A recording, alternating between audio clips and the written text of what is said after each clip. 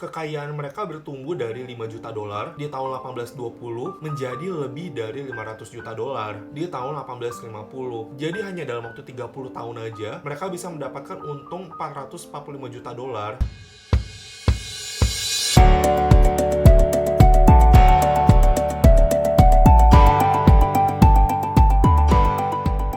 Halo semuanya, kembali lagi sama gua, Kenny Arizona. Begitu banyak orang-orang kaya yang ada di dunia ini, seperti Jeff Bezos, Bill Gates, Elon Musk, dan Mark Zuckerberg. Mereka bahkan dinominasikan sebagai orang terkaya di dunia. Ternyata ada satu nama yang dipercayai kekayaannya melebihi daripada keempat orang itu, yang bernama Rothschild. Rothschild ini adalah salah satu keluarga yang terkaya dalam sepanjang sejarah manusia, tapi juga memiliki banyak banget teori konspirasi. Kekayaan Rothschild yang berlimpah dan juga misterius telah bertahan selama beberapa generasi dan membuatnya sulit untuk membedakan mana fiksi dan mana kenyataan. Kenapa keluarga dari Rothschild ini tuh dibilang orang-orang kalau mereka misterius banget? Karena kan biasanya kalau orang-orang kaya di dunia seperti Bill Gates, Mark Zuckerberg, Elon Musk, dan orang kaya lainnya itu tuh dinominasikan atau masuk ke dalam list orang terkaya di dunia. Tapi member dari keluarga Rothschild pun gak ada satupun yang masuk ke dalam list orang terkaya di dunia. Ditambah lagi gak ada satupun media atau artikel yang tahu pasti tentang net worth atau kekayaan bersih dari keluarga Rothschild ini. Ada yang bilang kalau misalkan kekayaan keluarga Rothschild itu 350 triliun US dollar.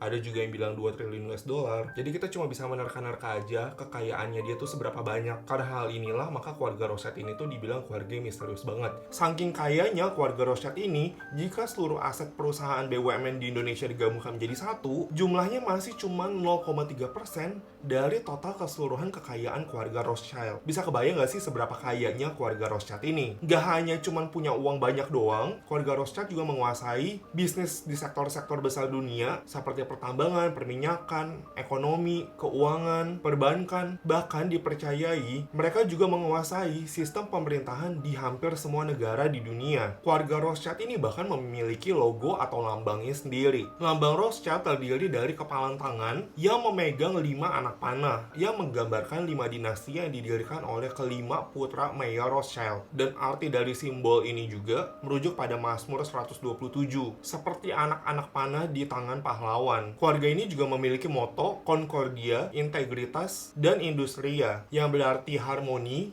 integritas, dan juga kerja keras. Kenapa kepalan tangannya ini memegang 5 anak panah? Karena kalau misalkan diambil satu-satu anak panahnya itu gampang untuk dihancurkan. Tapi ketika anak panahnya diambil secara bersamaan atau dalam jumlah yang banyak, mereka tetap dapat bertahan dan selalu tetap bersatu. Keluarga mana coba yang punya simbol atau logo keluarganya sendiri? Kayak kalau misalkan gue minta ke orang tua gue untuk dibikinin simbol, pasti gue bakal dimarahin sih.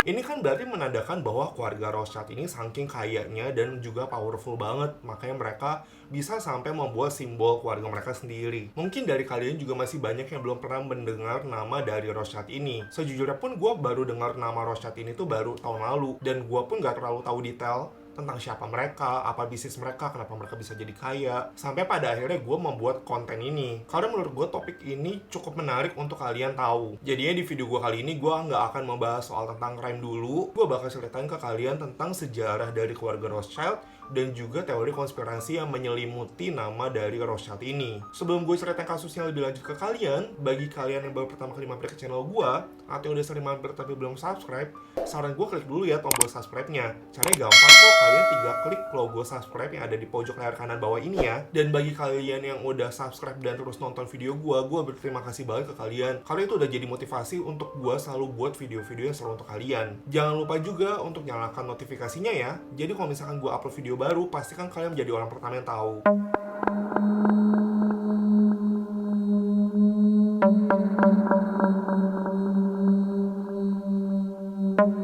Kisah dari keluarga Rothschild ini dimulai dari abad pertengahan Eropa. Pada abad ke-10, sebagian besar dari negara di Eropa berada di bawah domain kekristenan. Kekuasaan politik saat itu benar-benar terikat dengan kekristenan dan membuat bagi pihak non-Kristen menjadi tersudutkan dan tidak menguntungkan. Mungkin korban terbesar dari keadaan itu adalah kaum Yahudi. Karena kaum Yahudi nggak punya negara mereka sendiri, sehingga membuat mereka tersebar di seluruh negara di Eropa. Dan banyak dari mereka menetap di Kekaisaran Romawi Suci. Dan saat saat itu juga negara-negara di Eropa tuh nggak terlalu suka memiliki rakyat yang bukan dari agama Kristen. Salah satunya adalah kaum Yahudi itu. Jadi karena kaum Yahudi itu minoritas, mereka tuh ditempatkan di sebuah area yang bernama ghetto. Ghetto adalah salah satu bagian dari kota yang merupakan daerah kumuh dan sengaja dikhususkan untuk kaum minoritas tinggal di situ. Jadi emang area ghetto ini tuh tersebar di kota-kota negara Eropa saat itu. Salah satunya di kota Frankfurt am Main juga tidak terkecuali. Di Frankfurt am Main ini juga memiliki area yang bernama ghetto. Jadi sedikit background tentang gue tuh pas zaman SMA sempat belajar bahasa Jerman selama 4 tahun dan pernah tinggal di sana juga, dan tepatnya juga gue tinggal di Frankfurt am Main ini. Jadi di video ini gue bakal pronounce Rothschild itu dalam bahasa Inggris aja ya. Kalau pakai bahasa Jerman kan dia pronounce-nya itu Rothschild kan. Cuman biar kalian yang udah pernah dengar nama ini tuh kan lebih familiarnya dengan Rothschild, bukan Rothschild. Karena keadaan yang begitu sulit saat itu sehingga membuat kaum Yahudi pun tinggal di ghetto. Jadi kalau daerah ghetto di Frankfurt itu berada di satu jalan sempit di luar tembok kota, dan jalan di daerah ghetto itu dikenal dengan nama Judengasse dalam bahasa Jerman, dalam bahasa Inggrisnya Jewish Alley, dan dalam bahasa Indonesianya disebut sebagai lorong Yahudi. Jadi di Jewish Alley ini berisi banyak banget rumah, dan rumahnya tuh padat-padatan atau sempit-sempitan. Dan juga saat itu bangunan gak dibedain berdasarkan angka tapi berdasarkan tanda. Jadi emang kalau misalkan di Jerman itu punya nama-nama keluarga, misalkan kayak Goldstein atau enggak Schiff, itu merupakan nama keluarga yang cukup terkenal di Jerman. Jadi misalkan keluarga yang menempati rumah di Jewish Alley itu misalkan punya nama keluarga Goldstein, yaudah rumahnya itu tuh ditandai dengan Goldstein berdasarkan dari nama keluarga mereka. Nah ternyata salah satu tanda di rumah di Jewish Alley itu adalah Rothschild atau Rothschild, atau yang dalam bahasa Indonesianya berarti perisai merah. Keluarga yang tinggal di rumah itu menggunakan nama Rothschild setidaknya sejak tahun 1528. Jadi saat itu emang keluarga Yahudi memiliki bisnis di bidang keuangan. Di abad pertengahan Eropa, emang kekristenan saat itu tuh melarang untuk meminjamkan uang dengan bunga. Oleh karena kaum Yahudi ini bukan agama Kristen, jadi kaum Yahudi lah yang mengambil kesempatan untuk mendirikan bisnis di bidang peminjaman uang sekaligus bunga. Pengalaman kaum Yahudi tentang peminjaman uang dan segala aspek bisnis tentang keuangan tuh kaum Yahudi benar-benar pro banget, karena itu menjadi mata pencaharian mereka. Nggak terkecuali keluarga Rothschild ini juga. Keluarga Rothschild emang punya bisnis di bidang pertukaran uang, jadi tuh basically emang mereka punya money changer sendiri, dan juga memperdagangkan koin-koin langka. Dari keturunan keluarga Rothschild,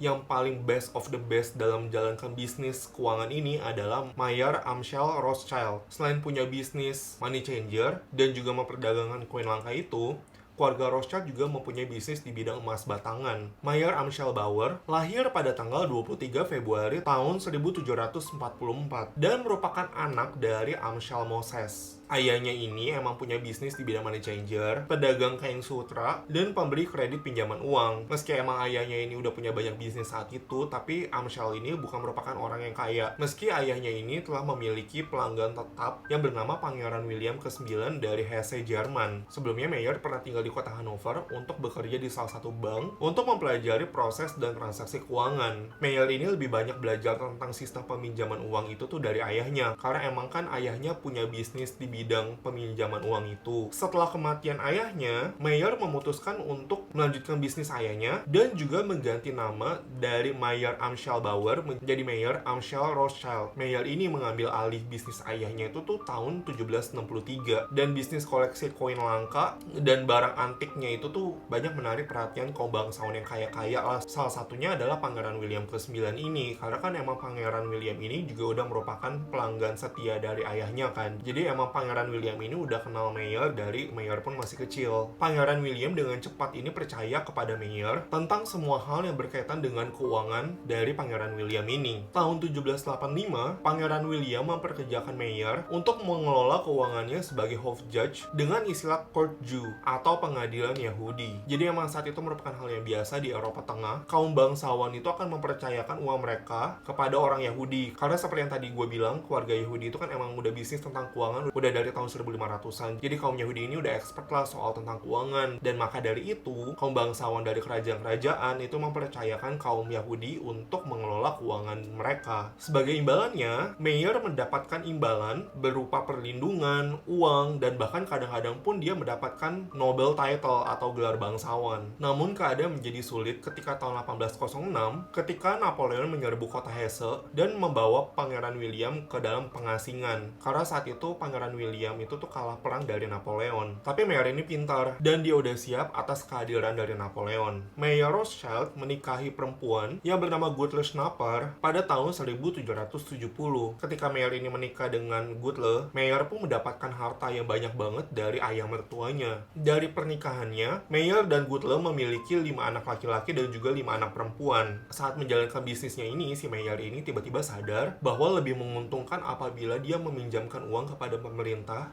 daripada meminjamkan uang kepada masyarakat biasa. Karena pasti kan jumlah uang yang dipinjam oleh pemerintah itu tuh pasti lebih besar dibandingkan jumlah uang yang dipinjam oleh masyarakat biasa. Dan bunga yang dapat diperoleh oleh Mayer ini pun semakin besar juga. Bisnisnya semakin berkembang pesat. Hingga pada tahun 1798, Mayer mengirimkan ke 5 anak laki-lakinya untuk membuka cabang di 5 kota besar di Eropa. Amschel Mayer Rothschild, yang merupakan anak pertamanya, tetap berada di Frankfurt. Salomon ke kota Wina di Austria, Nathan Mayer ke kota London di Inggris, Karl Mayer ke kota Napoli di Italia, dan James Mayer dikirim ke kota Paris di Perancis. Jadi emang Mayer ini udah punya rencana bisnis untuk melakukan ekspansi di kota-kota besar di Eropa. Makanya Mayer ini ngirim kelima anak laki-lakinya itu tuh untuk melakukan ekspansi besar-besaran lah atas bisnisnya dia punya. Pada tahun 1790, Mayer ini membuat statement yang mengejutkan. Tapi ternyata statementnya ini juga dapat dibuktikan. Mayer bilang bahwa dia akan mengendalikan perputaran uang di seluruh negara. Dia bilang hanya saya yang bisa mengendalikan uang di suatu negara, dan saya nggak peduli siapa yang membuat hukumnya. Terbukti 1 tahun setelahnya, Rothschild bahkan berhasil mengendalikan perputaran uang di Amerika Serikat melalui wakil dari kabinet Washington yang bernama Alexander Hamilton. Saat itu Amerika memiliki bank sentral yang bernama First Bank of the United States, dan Rothschild menjadi shareholder terbesar atau penanam modal terbesar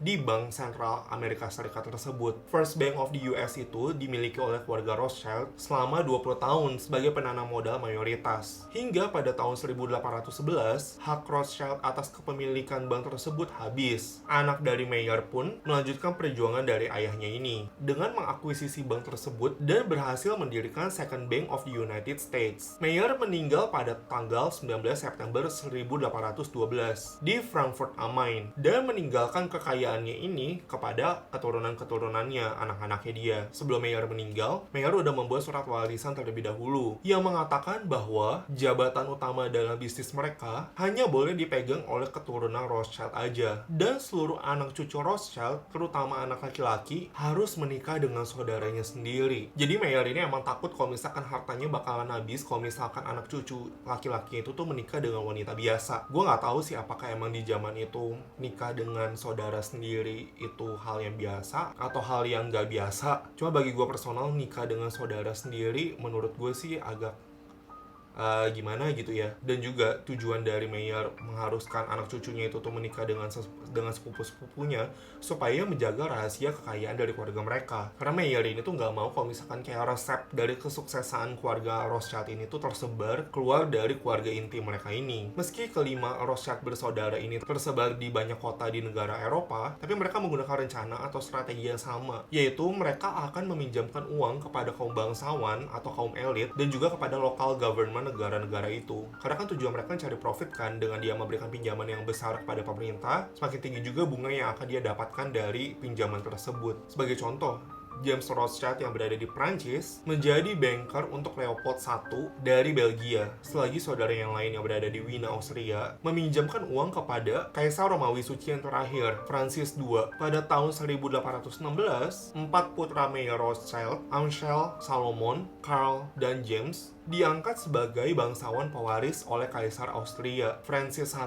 Kemudian Nathan Rothschild diangkat sebagai bangsawan pewaris tahun 1818. Kelima anak ini mendapatkan gelar Baron atau Freiherr pada tanggal 29 September 1822. Jadi keluarga Rothschild ini bisa menggunakan kata D atau von dalam nama mereka untuk mengakui gelar bangsawan itu. Jadi misalkan kalau misalkan anaknya Nathan Mayer, berarti Nathan Mayer de Rothschild atau Nathan Mayer von Rothschild kayak gitu. gitu. Jadi gelar baron ini ditujukan kepada manusia yang telah menjanjikan kesetiaan dan pengabdian kepada atasannya dengan imbalan tanah yang bisa diberikan turun-temurun kepada ahli warisnya. Kelima Rothschild bersaudara ini bisa menyebut diri mereka Freiherr von Rothschild atau Baron de Rothschild. Selama beberapa dekade berikutnya, setiap kali pemerintah mengalami kesulitan keuangan, pasti keluarga Rothschild lah yang pertama kali memberikan pinjaman kepada pemerintah. Itulah yang terjadi saat revolusi Perancis tahun 1830 dan juga jatuhnya kerajaan Romawi Suci. Bisnis peminjaman uang ini benar-benar sukses banget. Sebagai contoh, di cabang Perancis, kekayaan mereka bertumbuh dari 5 juta dolar di tahun 1820 menjadi lebih dari 500 juta dolar di tahun 1850. Jadi hanya dalam waktu 30 tahun aja, mereka bisa mendapatkan untung 445 juta dolar. Gue penasaran sih kok mereka bisa pintar banget dalam membuat strategi keuangan ya. Intinya keluarga Rothschild itu memberikan layanan yang sama kayak IMF lah, kayak International Monetary Fund. Mereka menyeimbangkan major currencies, mata uang utama seperti US dollar, dan menyediakan pinjaman dana ke banyak negara di dunia. Mereka mendapatkan keuntungan besar atas dua hal tersebut, stabilizing major currencies, dan juga menyediakan pinjaman dana ke pemerintah negara. Sepanjang abad ke-19, kelima cabang juga membuat banyak banget private investment di luar dari pinjaman pemerintah. Jadi keluarga Rothschild ini bikin suatu perusahaan investasi yang dimana perusahaan investasi ini akan memberikan pinjaman dana kepada pihak-pihak yang membutuhkan dana. Dan perusahaan investasinya itu tuh terpisah dari pemerintah punya ya. Jadi emang dana di perusahaan investasi itu tuh berasal pure dari keluarga Rothschild. Tahun 1875, mereka memperoleh saham di Suez Canal dari Mesir. Selagi pada tahun 1883, mereka mendanai pengembangan sumur minyak terbesar pertama di Baku, Azerbaijan. Selain itu, keluarga Rothschild juga menjadi pemegang saham terbesar dalam monopoli berlian di The Beers dan di Rio Tinto, salah satu perusahaan mining atau tambang terbesar di dunia. Tapi seiring berjalannya waktu, bisnis dari kelima anak putranya itu tuh mulai turun. Sebagai contoh, cabang di Frankfurt yang dikelola oleh Amschel Meyer terpaksa tutup karena Amschel ini tuh nggak punya keturunan sama sekali. Setelah kematian Amschel di tahun 1855, bisnisnya di Frankfurt tuh sempat dihandle oleh keponakannya yang bernama Anselm,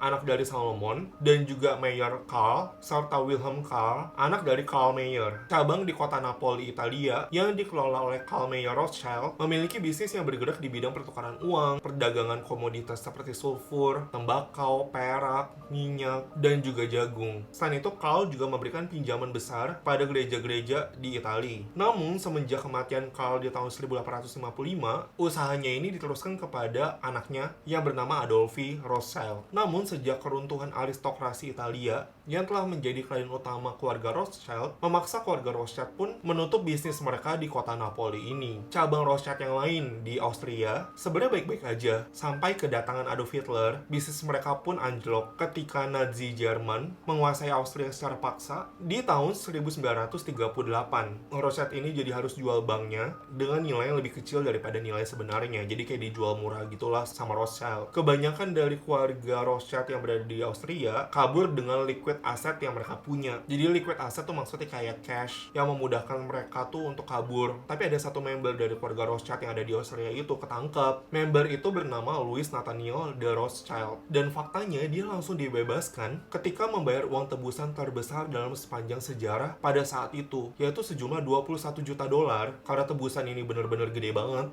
ini bikin jadi keluarga Rothschild yang ada di Austria itu tuh jadi bangkrut. Saat itu juga Nazi Jerman mengambil semua rumah mewah, bisnis, dan juga koleksi seni yang dimiliki oleh keluarga Rothschild. Emang koleksi seni yang dimiliki oleh keluarga Rothschild itu tuh bener-bener indah banget. Sampai pernah Adolf Hitler dan Hermann Göring pergi ke rumah Rothschild ini untuk melihat secara langsung koleksi seni yang mereka punya dan mengambil apapun yang mereka sukai. Nazi Jerman mengambil 5003 dari koleksi seni yang dimiliki oleh keluarga Rothschild, dan sebagian besar dari koleksi itu nggak pernah dikembalikan. Beberapa tahun kemudian, hal yang sama juga terjadi di cabang Paris. Keluarga Rothschild di Prancis beruntung karena mereka tuh bisa survive setelah perang. Tapi kemudian kaum sosialis di Prancis saat itu menasionalisasikan bank yang dimiliki oleh Rothschild di Prancis menjadi bank milik negara pada tahun 1982. Pada akhirnya hanya cabang di Inggris saja yang benar-benar bisnisnya tuh bertahan utuh. Keturunan Rothschild yang bernama Sir Evelyn Rothschild, pria kelahiran tahun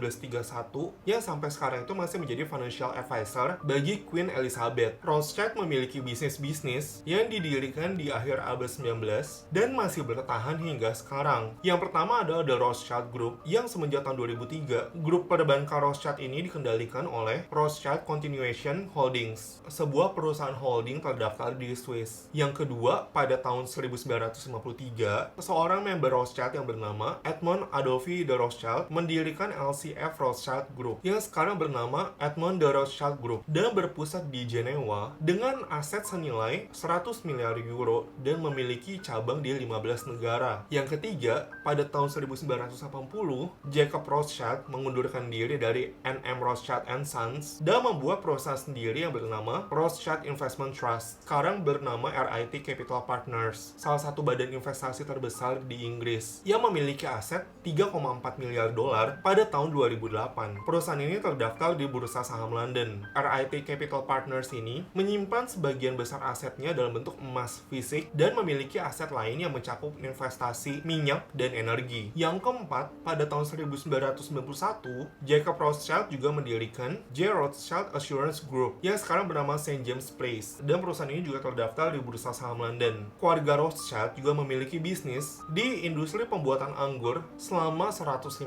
tahun. Pada tahun 1853, Nathaniel de Rothschild membeli Chateau Bremuto dan mengganti namanya menjadi Chateau Muto Rothschild. 15 tahun kemudian, tepatnya pada tahun 1868, James Mayer de Rothschild membeli tetangganya, Chateau Lafite, dan memberinya nama Chateau Lafite Rothschild. Kedua jenis merek wine ini, Chateau Muto Rothschild dan Chateau Lafite Rothschild, diklasifikasikan sebagai Premier Cru Classe. Jadi Premier Cru Classe ini merupakan level tertinggi dari pengklasifikasian wine. Intinya wine merek Chateau ini merupakan wine yang berjenis premium lah. Dan Chateau ini berasal dari Bordeaux, Prancis. Itulah merupakan bisnis-bisnis mereka dan investasi-investasi mereka. Tapi yang gue sebutin itu masih cuma sebagian, pasti masih banyak lagi bisnis-bisnis lainnya. Karena saking banyaknya, dan apalagi kan kekayaan mereka kan udah bisa dibilang kekayaannya global kan. Kayak maksudnya bisnis mereka aja tuh hampir ada di semua negara gitu loh. Jadi pasti banyak banget juga bisnis yang mereka punya sih. Nama Rothschild ini menjadi nama keluarga yang umum digunakan di Jerman. Meskipun mereka tidak memiliki hubungan darah dengan keluarga Rothschild yang beneran keluarga Rothschild ini. Seperti yang gue bilang tadi di tengah-tengah video, kalau misalkan Mayer itu tuh udah membuat surat warisan bahwa keturunannya itu tuh harus menikah dengan saudara sendiri, saudara sepupu. Cuma nyatanya, pada akhir abad ke-19, hampir dari seluruh anggota keluarga Rothschild mulai menikah dengan pihak di luar keluarga. Jadi udah gak menjalankan tradisi yang dibuat oleh Mayer Rothschild itu, yang menyatakan bahwa harus menikah dengan sepupunya udah gak lagi berlaku. Tapi ya, meskipun udah gak menikah lagi dengan keluarga sepupu, pasti keturunan dari keluarga Rothschild juga akan menikah dengan ya sama-sama orang kaya juga lah. Contohnya adalah pernikahan James Rothschild yang menikah dengan sosialita kaya Nicky Hilton.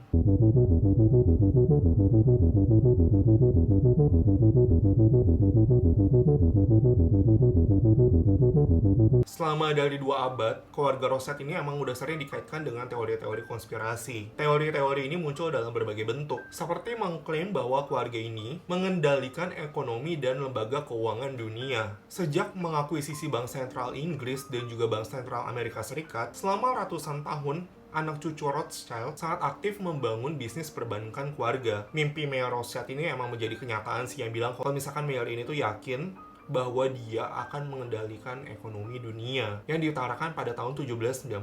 Setelah berjuang selama lebih dari 230 tahun, keluarga Rothschild berhasil memiliki hampir semua bank sentral di dunia. Hanya 3 negara yang bank sentralnya itu tuh menolak mendapatkan suntikan dana dari keluarga Rothschild. 3 negara itu adalah Iran, Kuba, dan juga Korea Utara. Selain itu, selama ratusan tahun, keluarga Rothschild ini dipercaya sering mengancam para pemimpin negara, lalu keturunan Rothschild itu tuh akan ditempatkan di dalam lembaga pemerintahan, misalkan kayak di bank sentral atau nggak di struktur pemerintahan, agar mereka dapat mengatur dan mengendalikan bank-bank sentral tersebut. Bahkan ada juga teori konspirasi yang mengatakan bahwa Rothschild itu bergabung dalam secret society yang bernama Illuminati, yang mendukung adanya Illuminati New World Order atau Orde Dunia Baru Illuminati melalui peran keluarga Rothschild yang dapat mengendalikan ekonomi dunia, dan juga turut serta dalam pembunuhan pemimpin negara yang gak sejalan dengan prinsip dari Rothschild ini. Pemimpin negara yang diduga dibunuh oleh keluarga Rothschild adalah Abraham Lincoln dan juga John F. Kennedy. Bahkan juga ada konspirasi yang mengatakan bahwa Rothschild ini